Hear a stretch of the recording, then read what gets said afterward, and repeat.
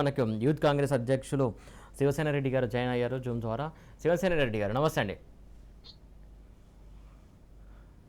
శివసేన రెడ్డి గారు మీరు అన్మ్యూట్ చేయండి. నమస్తే అన్న.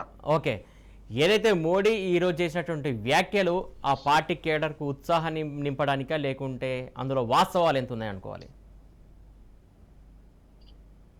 ఈ రోజు వాళ్ళ పార్టీ క్యాడర్ కోసం మాట్లాడినా గానీ అందులో ఎన్ని వాస్తవాలు ఉన్నాయో ప్రజలందరికీ అర్థమైంది.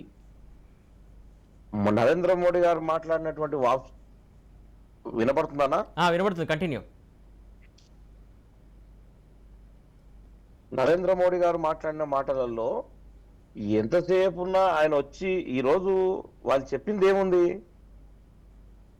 ఆయన మాట్లాడిన దాంట్లో పసుపు బోర్డుకు సంబంధించింది ఎప్పుడో పెట్టినటువంటి పసుపు బోర్డు ఈ రోజు కాంగ్రెస్ పార్టీ గురించి కూడా ఆయన ఎన్నో విమర్శలు మాట్లాడాడు.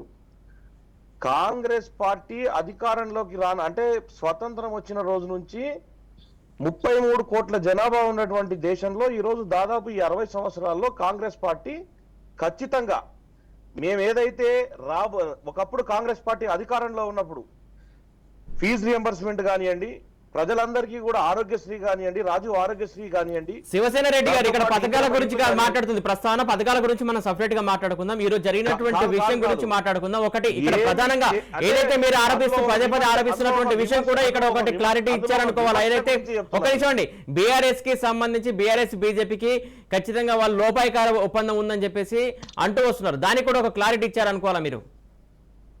ఏందన్నా ఒకసారి క్లారిటీ లేదు. ఏంది ఒకసారి? ఏదైతే బీఆర్ఎస్ బీజేపీ ఒకటే అని చెప్పేసి మీరు పదే అన్నదాన్ని కూడా ఇప్పుడు ఈ రోజున ఆన్సర్ దొరికిందా కాంగ్రెస్ పార్టీకి?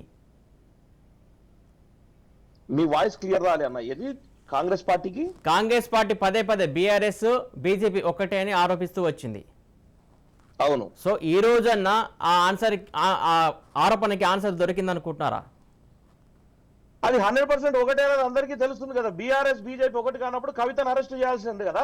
ఈరోజు బీజేపీలో ఉండేటువంటి అగ్రనాయకత్వం అందరూ కూడా ఎవరైతే చాలా మంది నాయకులు అంటే బీజేపీలో జాయిన్ అయినటువంటి ఎంతో మంది నాయకులు రాజగోపాల్ రెడ్డి గారు కానివ్వండి, విజయశాంతి గారు కానివ్వండి, వివేక్ గారు కానివ్వండి, ఎందుకు దూరంగా ఉన్నారు?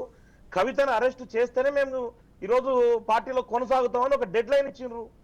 వాళ్ళు అరెస్ట్ చేసే పరిస్థితుల్లో కనపడతలేదు. కాబట్టి వాళ్ళు ఎప్పుడైనా ఒకటే, ఇది పైనికి మాట్లాడుకోవడమే.